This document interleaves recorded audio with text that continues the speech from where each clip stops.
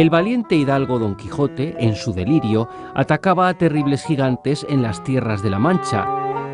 Lo que pertenece al ingenio de Miguel de Cervantes hoy se ha confirmado. Seres gigantes caminaban por la península ibérica bastantes millones de años antes de la novela. Cuenca alberga uno de los yacimientos más importantes de dinosaurios de Europa occidental, Lo Hueco. Lo Hueco es un yacimiento muy singular por muchas cosas. Una de ellas es porque recoge de forma muy singular algo que pasó en un muy corto periodo de tiempo, un día hace unos 70 millones de años. En ese momento, un evento catastrófico, probablemente una enorme tormenta que vino seguida de una gran riada, recogió en una zona muy restringida los cadáveres de los animales que habitaban una cuenca en lo que ahora es la Serranía de Cuenca. En este yacimiento ha sido hallada una de las más importantes concentraciones de huesos de dinosaurios del Cretácico superior. Hace algo más de 70 millones de años, en un humedal cruzado por canales, quedaron sepultados diferentes organismos: peces, anfibios, tortugas, cocodrilos y distintas especies de dinosaurios. La mayoría de los fósiles encontrados pertenecen a enormes titanosaurios, los últimos dinosaurios saurópodos que habitaron la Tierra. Los titanosaurios son dinosaurios de gran tamaño. Los más grandes son los animales más grandes que vivieron en el planeta. Los que tenemos representados en la península ibérica y particularmente en Lo Hueco no son los más grandes, pero alcanzaban un tamaño que es considerable para lo que estamos acostumbrados en las faunas actuales. Un ejemplar adulto de titanosaurio de Lo Hueco podía llegar a medir 22-25 metros. Estos animales están muy bien representados, muy bien conocidos en el Cretácico superior, o sea, al final del tiempo en el que vivieron los dinosaurios, sobre todo en los continentes del sur. Son muy habituales en América del Sur y son muy habituales en África. En nuestros días, la provincia de Cuenca tiene un paisaje típicamente castellano-manchego, formado por millones de años de variaciones geográficas. Para conocer cómo era el contexto en el que vivían los titanosaurios, nos acercamos a lo que sería Cuenca durante el Cretácico, último periodo del Mesozoico. Nuestros protagonistas conquenses vivían en la isla iberoarmoricana, en un terreno que millones de años después sería parte de la península ibérica. En este momento, las altas temperaturas y la sensación de efecto invernadero en el planeta provocan la fusión del hielo de los polos y los mares alcanzan uno de los mayores niveles de altura conocidos. Europa quedó dividida en una serie de islas, algo similar a un archipiélago, que variaban su tamaño según subía o bajaba el nivel del mar. La zona que nos interesa corresponde a la desembocadura de un gran río que adopta la forma de un delta poco antes de alcanzar la costa. Cuenca era un lugar cálido, sometido a una alternancia de etapas secas y húmedas, acostumbrado a las crecidas del cercano mar y de sus propios ríos. Esto, sumado a las lluvias torrenciales propias de un lugar cálido que arrastraban gran cantidad de sedimentos, configuró un lugar idóneo para que, millones de años después, los paleontólogos descubrieran uno de los mejores yacimientos de restos fósiles. El yacimiento de Lo Hueco apareció de forma imprevisible durante la instalación de las vías de un tramo del AVE Madrid-Levante, en tierras pertenecientes al municipio de Fuentes, en Cuenca. Hubo que abordar de urgencia una campaña de excavación que duró 5 meses y donde se recogieron unos 10.000 restos fósiles.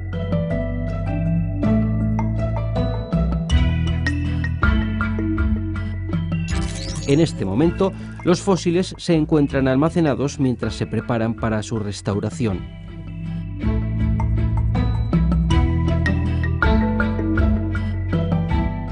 Lo que tenemos en esta nave es el resultado de 6 meses de excavación en la que participó un número aproximado de 100 especialistas en distintas actividades relacionadas con la paleontología, y en la que se extrajeron más de 10.000 fósiles.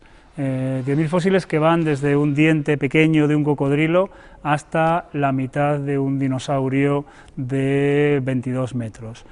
Todo ese material se extrajo cuidadosamente, se documentó en el campo, se mapeó de manera adecuada y se trasladó a esta nave en la que poco a poco se va procesando, se va procediendo a realizar las labores de conservación y se va seleccionando para su estudio. A nosotras ya nos viene, aquí al laboratorio, nos vienen esas estructuras de escayola que tenemos que ir abriendo y entonces hacemos una mini excavación aquí en el propio laboratorio. Entonces ahí vienen ya los distintos tipos de limpieza que podemos realizar. Se pueden realizar limpiezas mecánicas, limpiezas químicas.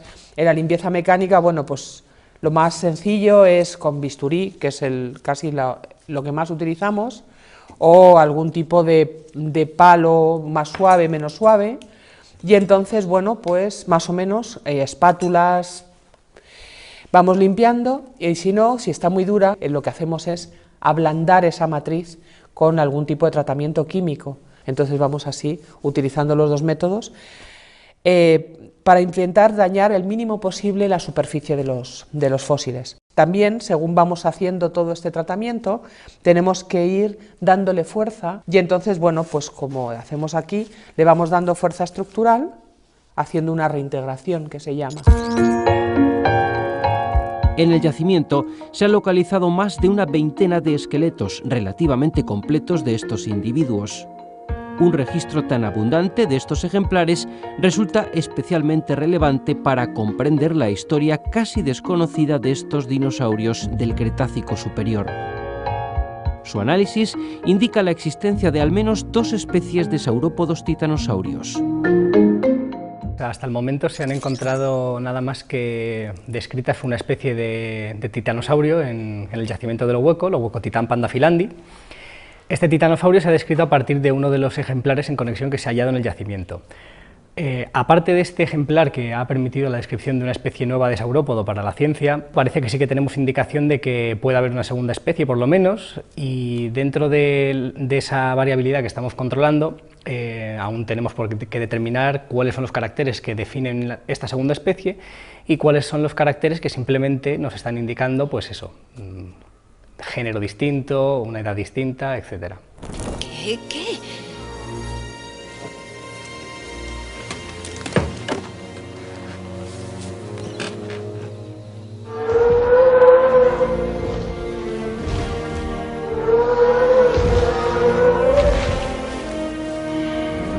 La película de ficción del cineasta Steven Spielberg, Parque Jurásico, dio a conocer al público general los dinosaurios saurópodos, hoy fácilmente reconocibles gracias a la filmación.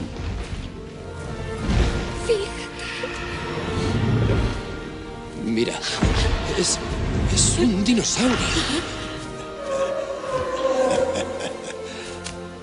Lo ha logrado. Ese loco hijo de puta lo ha logrado. Eli, hay que descartar la teoría de la sangre fría. Estábamos equivocados. Es una criatura de sangre caliente. Ese bicho no puede vivir en un pantano. ¿Cuánto mides, cuello? ¿7 y medio? ¿8 metros? El Brachiosaurus 9. 9 metros.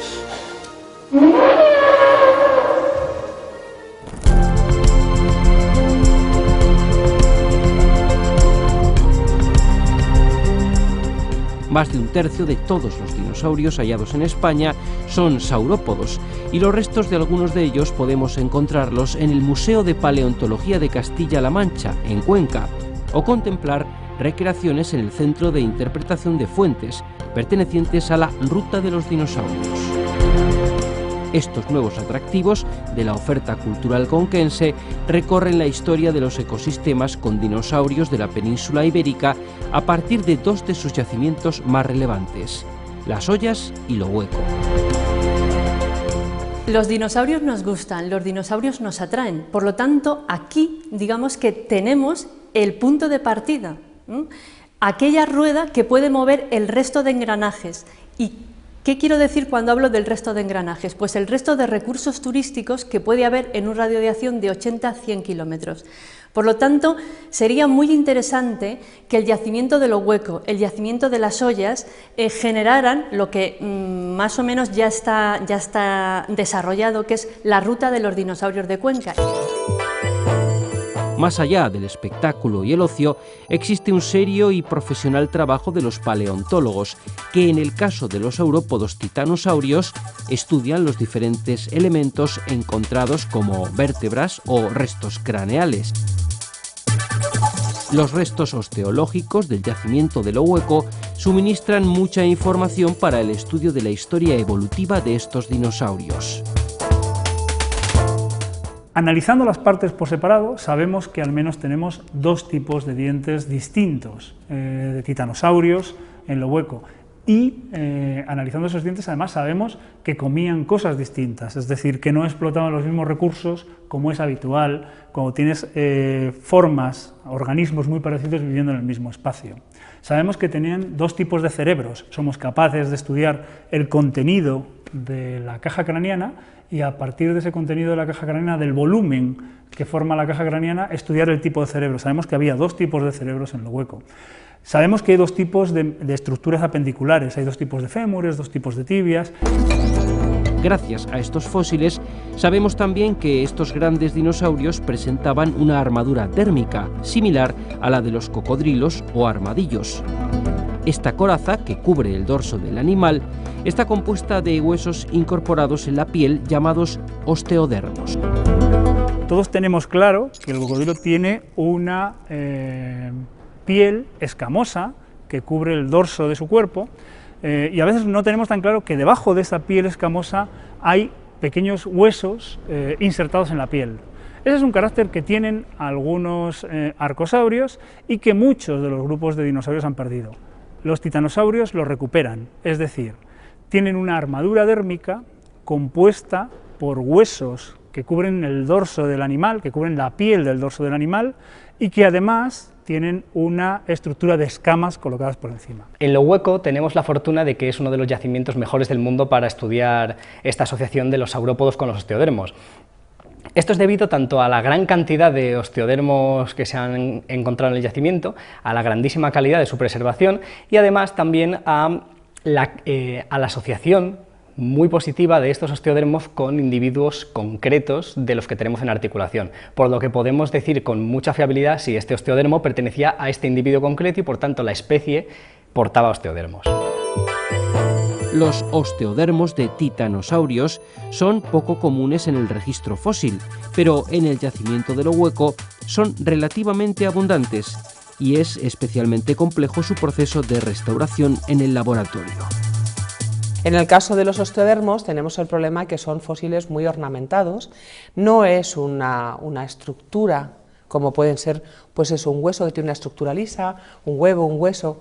No, los osteodermos, como podéis ver, pues son muy rugosos y tienen las fibras de colágeno que van haciendo como una especie de estructura extraña que hay que limpiar. Los osteodermos encontrados presentan diferentes morfologías, abarcando desde elementos redondeados a elementos alargados de hasta medio metro de longitud. Su forma generalmente es de lágrima, donde se diferencian dos regiones, bulbo y raíz. La región del bulbo estaría cubierta por una escama que en algunos casos podría tener forma de espina. Bien, todos los osteodermos que se han encontrado en el yacimiento de Lo Hueco tienen más o menos este aspecto. Son alargados, pueden tener hasta el doble de tamaño que este y están formados por dos regiones anatómicas diferenciadas. Esta primera, que es redondeada, y se llama el bulbo, y esta que es más alargada y de contorno amigdaloide es la raíz, que tiene además una ornamentación así como rugosa y demás. La primera de las regiones, el bulbo, si se puede apreciar, tiene una ornamentación de fibras o también de poros paralelos, ordenados de forma radial. Esto nos indica probablemente que esto sí que asomara fuera de la piel del dinosaurio y que estuviera cubierto por una espina o por un estuche córneo de forma más o menos puntiaguda o incluso bulbosa. La raíz, sin embargo, estaría cubierta por la piel, estaría cubierta por una gran escama y no afloraría más que como un bulto en la piel del animal. Gracias a la información que nos proporciona su anatomía y su excelente estado de preservación, todos los forámenes de entrada y salida de los nervios y de los vasos sanguíneos, los canales neurovasculares, pues podemos saber gracias a ellos cuál era su orientación respecto a la columna vertebral de uno de estos dinosaurios. El osteodermo iría seguramente, estos más alargados irían situados sobre la cola, y su situación sería con este eje que es más recto, iría más pegado a la línea media del animal, y el bulbo apuntaría hacia la posterior, con la espina apuntando hacia detrás. El grupo de biología de la UNED, junto con investigadores de la Universidad Autónoma de Madrid, han podido analizar mediante tomografías axiales computerizadas, los conocidos TACS, la estructura interna de estos fósiles sin necesidad de cortarlos o dañarlos. A lo largo del estudio se ha reconocido que algunos osteodermos presentaban zonas de muy baja densidad ósea, siempre asociadas a una red vascular. Lo que queríamos ver ante todo era cuál era la incidencia de esta descalcificación en la población de titanosaurios de lo hueco. Si era un caso aislado, pues probablemente podríamos descartarlo como una patología. Sin embargo, si esto tenía una incidencia relativamente alta, lo que nos iba a contar es que lo que teníamos era un proceso fisiológico que se estaba dando constantemente en estos dinosaurios. Podemos, a través de la tomografía computerizada, reconocer las distintas densidades en rayos X que hay dentro del hueso, y eso a través del modelado 3D, de las técnicas de modelado 3D, nos permite hacer imágenes virtuales de cómo es el interior de un hueso, cómo son sus cavidades, cómo son sus agujeros. El interior de los osteodermos lo que nos reveló es que algunos de ellos eran compactos, o bueno, dentro de esta gran compactación que tenían, estaban surcados simplemente por canales neurovasculares, por venas y por nervios, pero que otros, sin embargo, tenían unas zonas de descalcificación variables. Algunos estaban completamente descalcificados, tenían unas cavidades dentro bastante grandes, otros, sin embargo, tenían unas pequeñas descalcificaciones, y lo más impresionante de todo esto es que las descalcificaciones estaban asociadas a los canales neurovasculares, es decir, había una evidencia de una conexión entre los vasos sanguíneos y, por otro lado, la descalcificación del osteodermo. Por tanto, la descalcificación lo que respondía era un proceso fisiológico y no a una descalcificación azarosa o digamos, accidental. Estos paleontólogos han averiguado que, además de su posible función defensiva, esta armadura cumplía una misión distinta. Era empleada por las hembras como fuente de minerales para la formación de las cáscaras de los huevos. En Europa se conocen distintos puntos de puesta de huevos de titanosaurios, y su análisis muestra cómo las hembras depositaban miles de huevos en amplias extensiones, lo que implicaría un importante estrés fisiológico. ¿Por qué se descalcifican estos osteodermos? Porque las razones podían ser muchas, podía ser directamente a causa de la edad, podría ser simplemente por enfermedad también, podía haber una serie de motivos. Entonces lo que hicimos fue ponerlos a prueba y utilizar la gran muestra que nos brinda lo hueco para poder contrastar las hipótesis que en otros yacimientos que previamente se habían encontrado estas descalcificaciones no se podían contrastar.